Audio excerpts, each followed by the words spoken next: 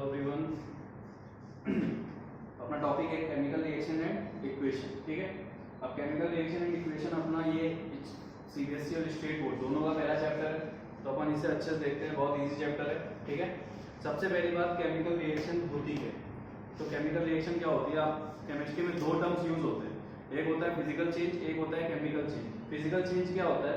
Physical change होता है जब हम वाटर को आइस में कन्वर्ट कर रहे होते हैं, ठीक है, या फिर हम वाटर को वेपर्स में कन्वर्ट कर रहे होते हैं, वाटर वेपर्स। तो ये प्रोसेस जो होती है वो होती है फिजिकल स्टेट में चेंज, यानी कि सॉलिड से लिक्विड, लिक्विड से गैस, गैस से वापस सॉलिड, ये सारे हो गए फिजिकल चेंज। लेकिन अगर अपन बात करें किसकी, केमिकल चेंज की, तो केमिकल चेंज क्या होता है? केमिकल चेंज होता है when a substance is converted into another substance, when a substance is converted into another substance having different property। यानी केमिकल चेंज का मतलब होता है जब कोई सब्सटेंस दूसरे सब्सटेंस में कन्वर्ट होता है जिनकी प्रॉपर्टीज आपस में क्या होती है, बिल्कुल डिफरेंट होती है, तो वो होती है केमिकल चेंज। और जब सिर्फ स्टेट में चेंज आता है, यानी सॉलिड से लिक्विड, लिक्विड से गैस, ऐसा कुछ बनता है, तो उसे आप क्या बोलते हो? Physical change. ठीक है, अब सिंपल सी बात है, आप कोई भी प्रोसेस कर रहे हो केमिकल रिएक्शन, तो केमिकल रिएक्शन को अगर डिफाइन करना है तो केमिकल रिएक्शन को अपन डिफाइन कैसे करते हैं? A substance, when a substance is, आप एक काम करो, इसको डेफिनेशन फॉर्म में लिखना स्टार्ट करो। देखो बहुत इजी चैप्टर है, एकेडमिक है, जितनी जल्दी अपन खत्म कर सकते हैं उतनी जल्दी अपन इसे खत्म करेंगे। अपना फोकस फाउंडेशन पे ही रहेगा। ठीक है, तो आप इसे लिखो, जब फिर मैं लिख देता हूं।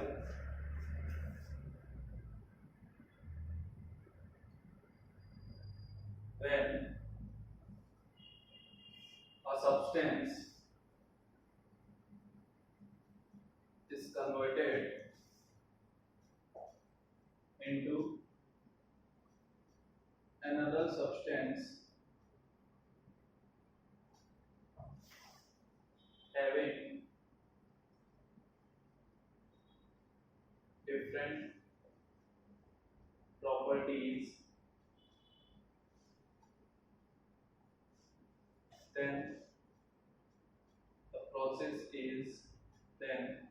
the process is known as chemical change, and if it is taken in the form of reaction, then it is called chemical reaction. When a substance is converted into another substance having different properties, then the process is known as chemical change, and if it is taken in the form of reaction, then it is called chemical reaction।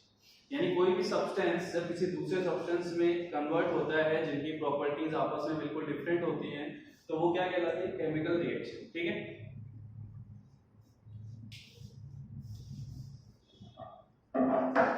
अब जो इसके बाद next है वो क्या है? किसी भी केमिकल रिएक्शन को अपन रिप्रेजेंट, जैसे कोई भी चीज ले लो आप, इसका एग्जांपल लेना तो बहुत इजी सा एग्जांपल है।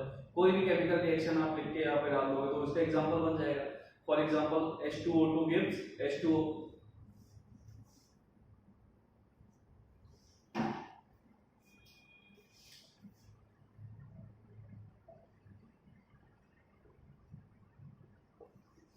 twice H2 plus O2 gives twice H2। अब ये क्या है? ये केमिकल रिएक्शन। ठीक है, तो ये क्या हो गया? इसका एग्जांपल है। कोई भी chemical reaction X Y Z वो इस केमिकल रिएक्शन ही होती है। ठीक है, वो एग्जांपल हो जाएगा। अब बात कर लेते हैं अपन रिप्रेजेंटेशन की, यानी किसी भी केमिकल रिएक्शन को अपन रिप्रेजेंट कैसे करते हैं।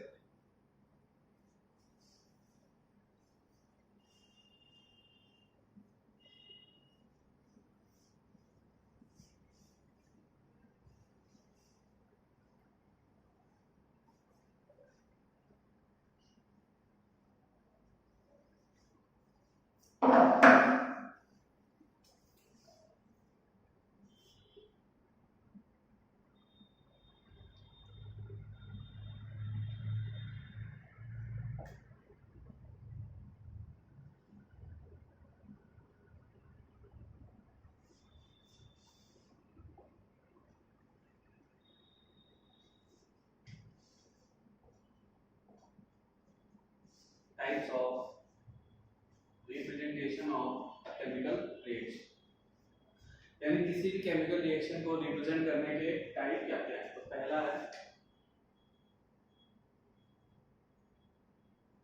वर्ड इक्वेशन और सेकंड है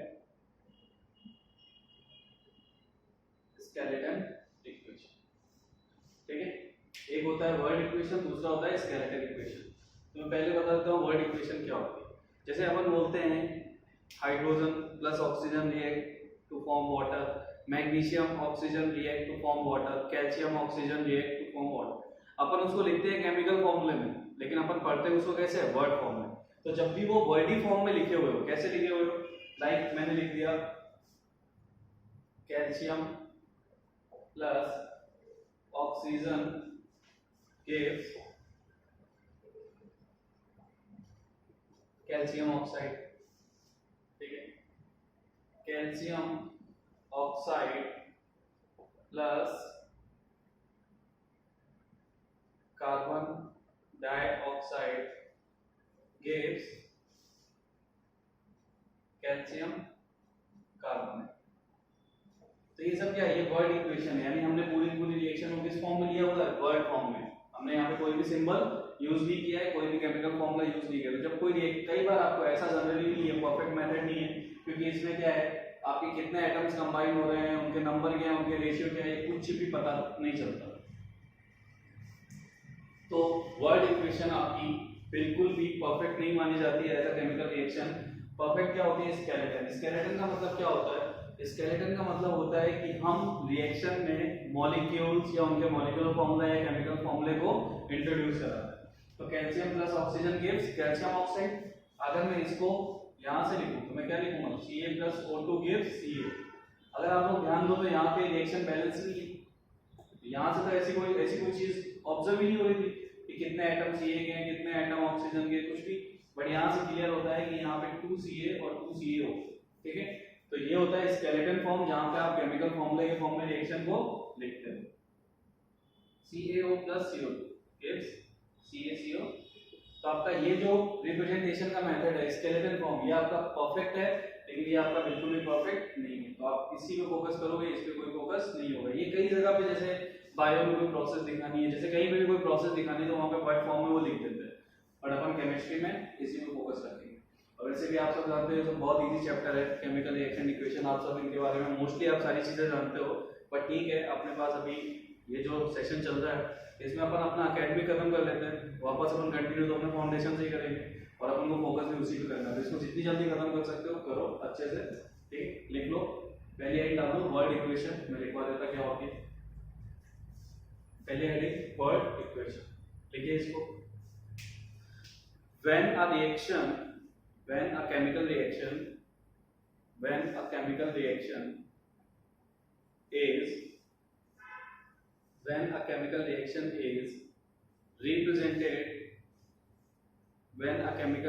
is represented in the form of word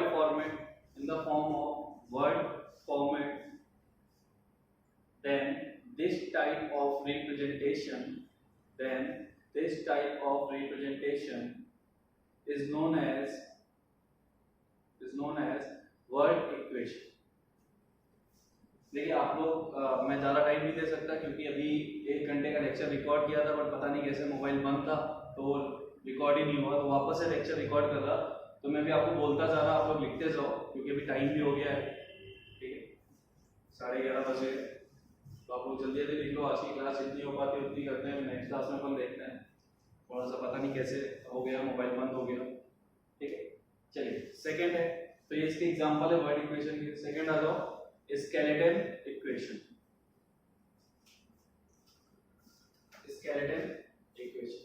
skeleton equation क्या होती है, आपके सामने लिखी हुई रहेगी, उसको अपन लैंग्वेज फॉर्म में लिख लेते हैं। तो क्या लिखेंगे, when a chemical reaction is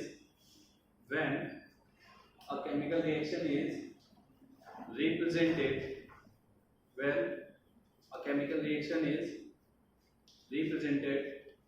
in the form of chemical formula then this type of representation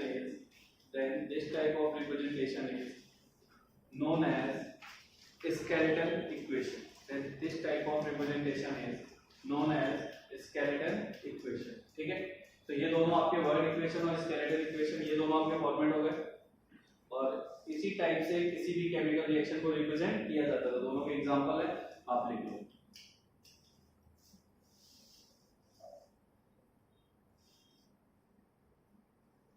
तो मैं थोड़ा जल्दी जल्दी करता हूँ ताकि अगर आधा घंटे का भी लेक्चर बन जाए तो 1 आवर को कम से कम सेटिस्फाई करे। अब नेक्स्ट अपन क्या देखते हैं, ठीक है, तो नेक्स्ट क्या है,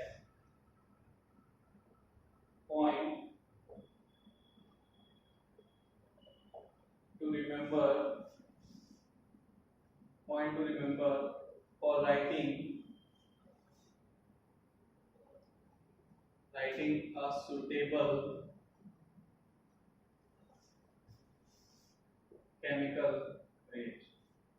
Point to remember for writing a suitable chemical reaction. अब इसमें पॉइंट्स क्या क्या हैं, तो सबसे पहली बात, किसी भी केमिकल रिएक्शन को अगर आपको लिखना है तो क्या चीजें ज्यादा इंपॉर्टेंट होती हैं, तो मैं बोलता जाता हूँ, आप लिखते जाओ। पहला पॉइंट है chemical reaction must be balanced. Chemical reaction must be balanced.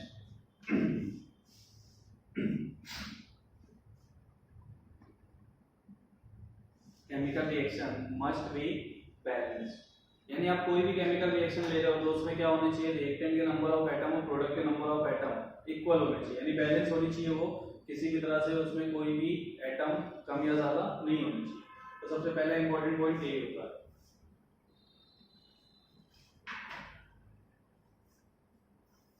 ठीक है।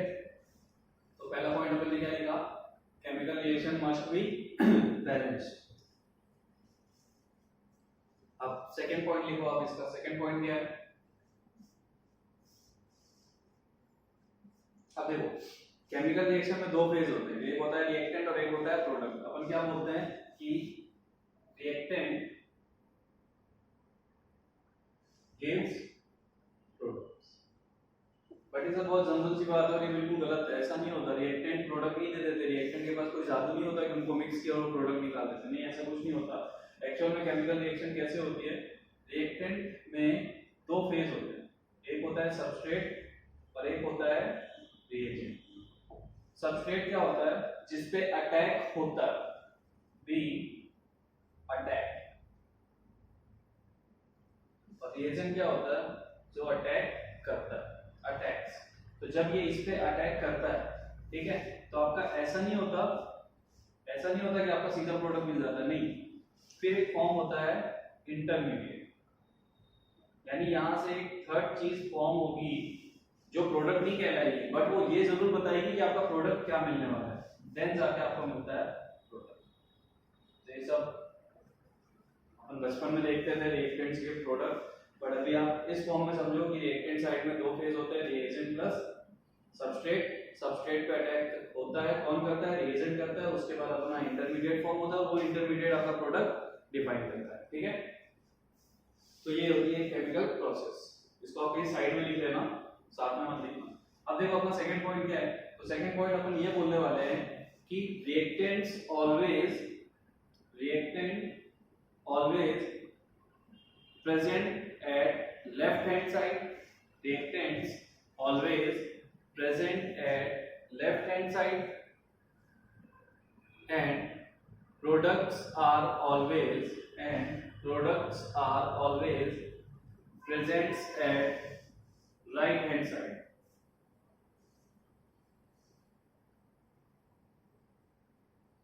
तो सेकंड पॉइंट क्या था कि रिएक्टेंट को हमेशा लेफ्ट हैंड साइड में होना चाहिए, प्रोडक्ट को हमेशा राइट हैंड साइड में, बट इसके लिए मैं तुम्हें एक बात बोलता कि ऐसा कुछ जरूरी नहीं, ठीक है। ये तो चलो, ये तो अभी आप बेसिक लेवल पे देख रहे हो, आगे आप जाओगे तो आपको कुछ रिवर्सिबल रिएक्शंस दिखेंगे। रिवर्सिबल रिएक्शन का मतलब क्या होता है, यानी ऐसा एरो रहेगा तो एक एरो इधर दिखाएगा, एक एरो इधर दिखाएगा, तो हमेशा लेफ्ट हैंड साइड पे रिएक्टेंट।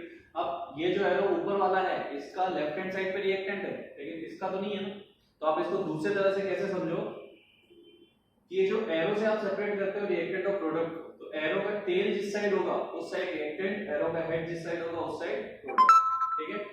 तो इस टाइप से आप इसको समझा करो।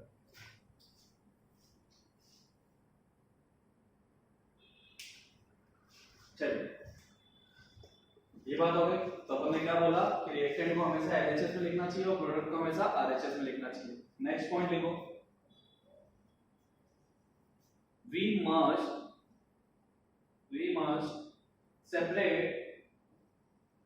must separate reactants and products, we must separate reactants and products with single headed arrow, with single headed arrow, यानी हमें रिएक्टेंट और प्रोडक्ट्स को इस सिंगल हेडेड एरो से सेपरेट करना चाहिए, ठीक है।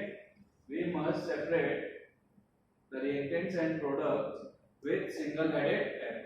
तो आप जब भी किसी रिएक्टेंट और प्रोडक्ट को सेपरेट करोगे तो आप इस सिंगल हेडेड एरो से सेपरेट करोगे। ये एरो क्या इंडिकेट करता है? ये एरो इंडिकेट करता है कि इसके टेल पे रिएक्टेंट्स है और इसके हेड पे क्या है? प्रोडक्ट्स, ठीक है। चलिए अब बात कर लेते हैं नेक्स्ट पॉइंट की। तो ये आपके 3 पॉइंट हो गए। नेक्स्ट पॉइंट आपका क्या है? तो नेक्स्ट पॉइंट अपना बोलता है, पहला पॉइंट क्या था? Reaction must be balance. Second point क्या था?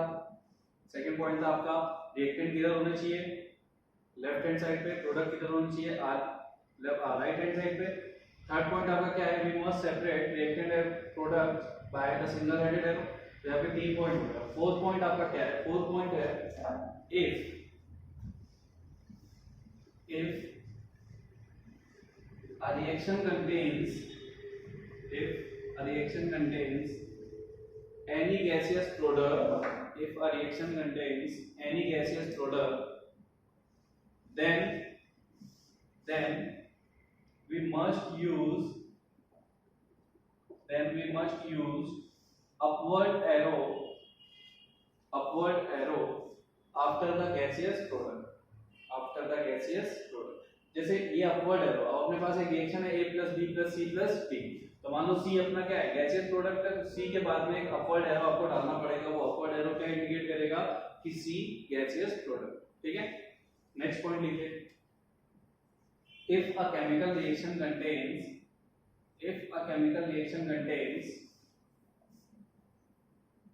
any precipitate, इसको शॉर्ट फॉर्म में क्या बोलते हैं? PP। अगर कोई केमिकल रिएक्शन प्रेसिपिटेट कंटेन कर रही है, then we use downward arrow after the precipitate। अब सपोज करो अपने पास सेम रिएक्शन, ठीक है। C अपना कैसा था? गैसियस था, बट मैं बोल देता हूँ कि D अपना कैसा है? प्रेसिपिटेट है। तो इसके बाद आप क्या करोगे? डाउनवर्ड एरो डाल दोगे। ये 2 एरो और भी चीजें इंडिकेट करते हैं जो कि रिएक्शन के एकदम लास्ट में लिखे होते हैं। वो मैं आपको आगे टाइप्स ऑफ रिएक्शन में बताऊंगा। तो ये हो गया प्रेसिपिटेट, ठीक। अब अपन बात करते हैं नेक्स्ट पॉइंट की। अब प्रेसिपिटेट होता क्या है पहले ये। जैसे सपोज करो अपन लाइम वाटर ले लो, चूने का पानी ले लो। तो आप क्या करते हो? पहले उन्हें मिक्स करते हो, प्रॉपर्ली मिक्स हो जाते हैं, उनका कलर आपको दिखता है। लेकिन थोड़े टाइम के लिए अगर आप उसको छोड़ दो तो उसमें क्या होगा? चूना नीचे जाके सेटल डाउन हो जाएगा। अब वो जो सेटल डाउन होना होता है, यानी वो जाके नीचे पूरे उसके पार्टिकल्स क्या हो जाएंगे? कोएगुलेशन करेंगे, वो सेटल डाउन हो जाएंगे। तो सेटल डाउन होना ही आपका प्रेसिपिटेट का फॉर्मेशन करता है, उसी को बोलते हैं प्रेसिपिटेट, ठीक है। नेक्स्ट पॉइंट लिखिए। नेक्स्ट पॉइंट है, we always mention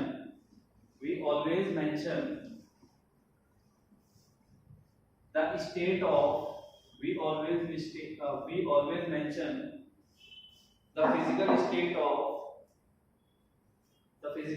of all the substances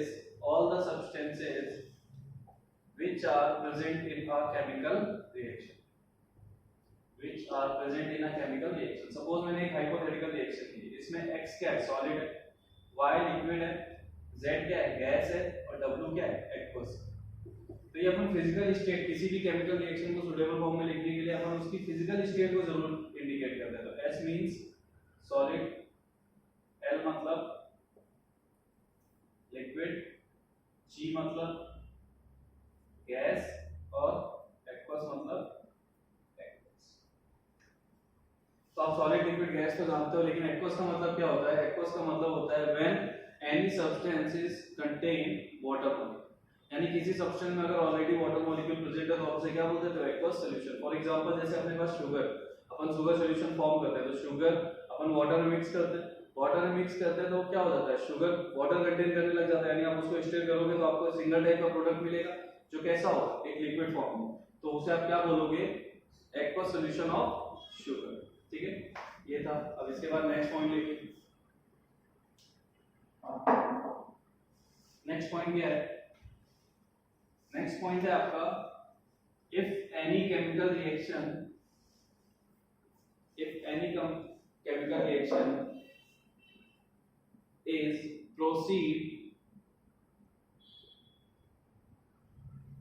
proceed by extra efforts,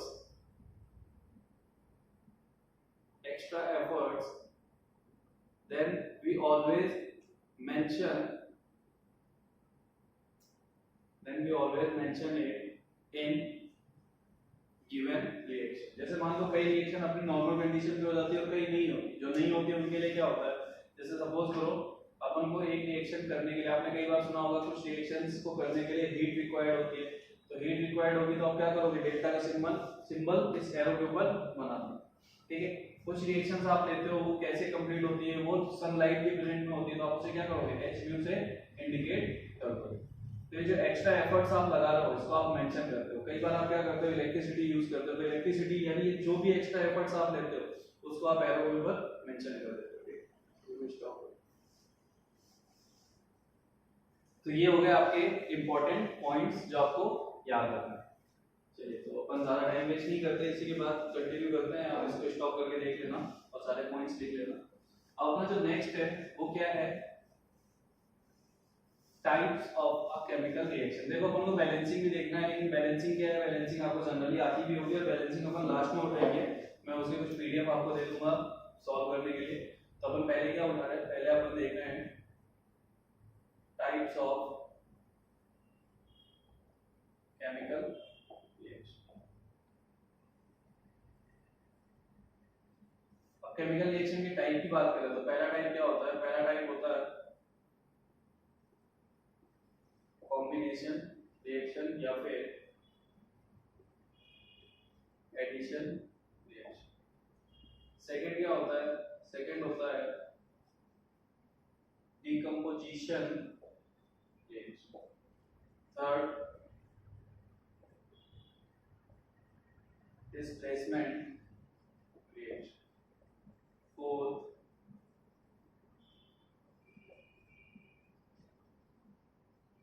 double displacement reaction, और इसी को अपन क्या बोलते हैं, आयोनिक रिएक्शन। फिर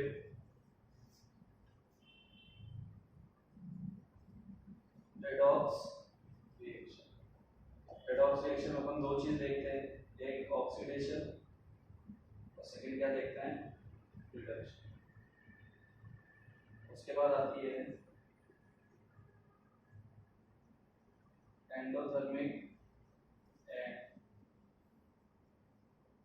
एक्सोथर्मिक रिएक्शन। तो ये अपने को टोटल 6 टाइप की रिएक्शंस होती है जिसे अपन बारी बारी से देखते हैं। ठीक है, तो आप वीडियो स्टॉप करके देख लेना, मैं कंटिन्यू करता हूँ पहली reaction.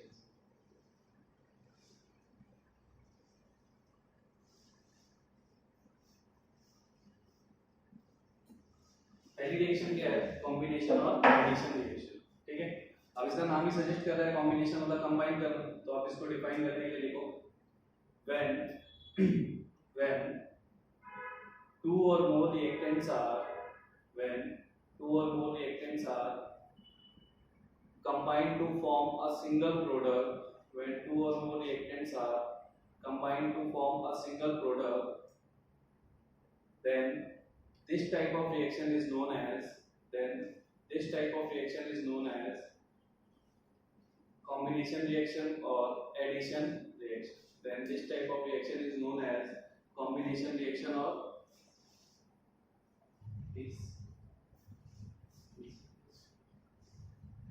then this type of reaction is known as combination or addition reaction. क्या बोला मैंने, जब दो या दो से ज्यादा रिएक्टेंट कंबाइन किए जाते हैं तो वो क्या देते हैं, सिंगल प्रोडक्ट देते हैं। अगर वो सिंगल प्रोडक्ट दे रहे हैं तो उस टाइप की रिएक्शन आपकी क्या हो जाएगी, addition reaction. For example twice H2 plus O2 gives twice H2। दो रिएक्टेंट है मिलके एक प्रोडक्ट दे रहे हैं, ठीक है, Mg plus O2 gives Mg।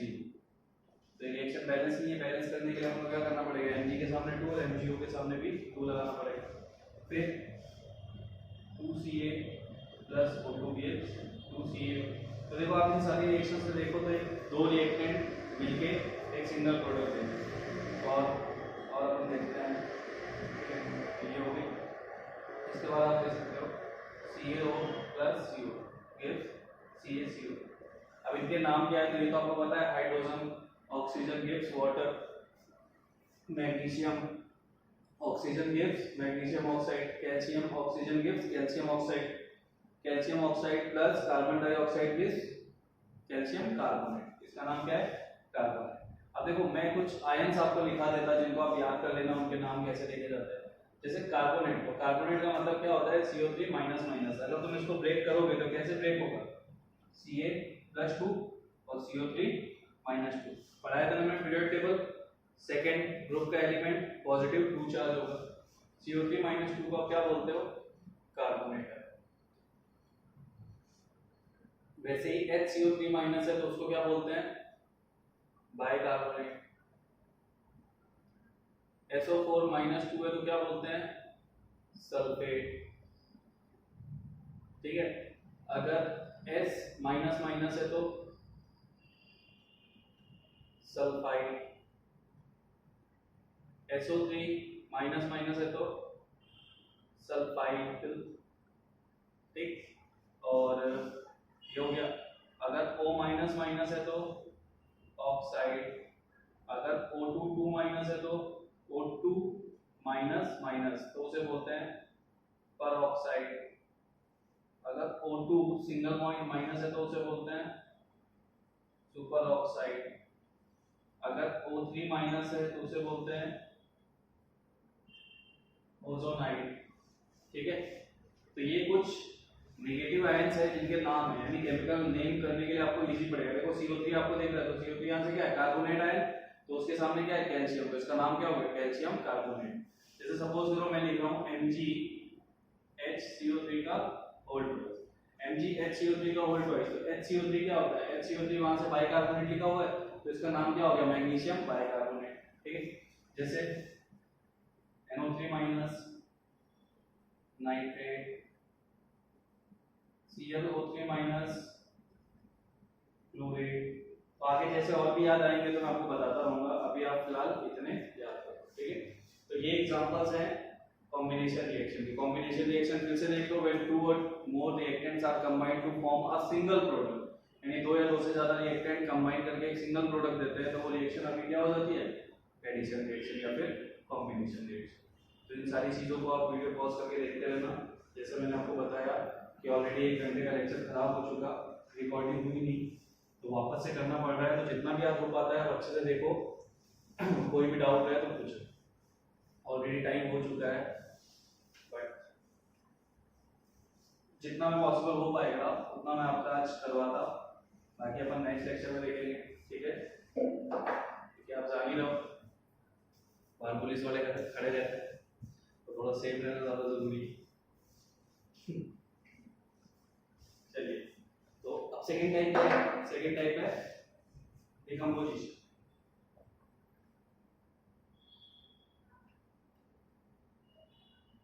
Decomposition reaction, तो ये अपन आज डिकम्पोजिशन रिएक्शन लास्ट रखेंगे, इतना ही देखते हैं। ठीक है, देखो डिकम्पोजिशन रिएक्शन क्या होती है। Decomposition reaction is the reverse of addition reaction. सबसे पहली बात इसको शॉर्ट फॉर्म में जान लो, it is the reverse of